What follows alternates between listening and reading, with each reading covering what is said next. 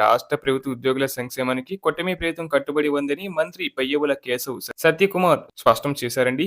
ఇక విషయంలోకి వెళ్తే ఆంధ్రప్రదేశ్ ప్రభుత్వ ఉద్యోగుల సేవా సంఘాల ఐక్య కార్యాచరణ సమితి ఏపీ జేఏసీ అమరావతి 4వ రాష్ట్ర మహాసభ నగరంలోని తుమ్మలపల్లి కళాక్షేత్రంలో జరిగింది. తొలుత జేఏసీ అధ్యక్షులు బొప్పరాజు వెంకటేశ్వర్లు, ప్రధాన కార్యదర్శి పాలిశెట్టి దామోదర్ ఆధ్వర్యంలోని వేలాది మంది ఉద్యోగులు లెనిన్ సెంటర్ నుంచి ఏలూరు రోడ్డు మీదుగా భారీ ర్యాలీ నిర్వహించారు. అనంతరం జరిగిన సభకు మంత్రులు ముఖ్య అతిథులుగా విచ్చేశారు. ఉద్యోగులు కష్టపడి దాచుకున్న డబ్బును గత వైసీపీ ప్రభుత్వం మింగేసిందని ఆర్థిక మంత్రి పయ్యవుల కేశవ్ అన్నారు. ఎన్ని ఇబ్బందులు ఉన్నా ప్రతి నెల 1వ తేదీన ఉద్యోగులకు జీతాలు చెల్లిస్తున్నామని తెలిపారు. రాష్ట్ర ఆదాయాన్ని పెంచేందుకు నిరంతరం చర్చలు జరుగుతున్నాయన్నారు. కాస్త ఆలస్యమైన ఉద్యోగుల సంక్షేమం కోసం చేయగలిగినంత చేస్తామని భరోసా ఇచ్చారు. వైద్య ఆరోగ్య శాఖ మంత్రి సత్యకుమార్ మాట్లాడుతూ ఉద్యోగులకు బకాయిలు చెల్లించేందుకు ప్రభుత్వం సానుకూలతతో ఉందన్నారు. శ్రీ పథకం ద్వారా వైద్య ఆరోగ్య శాఖకు లబ్ధి చేకూరుతుందన్నారు.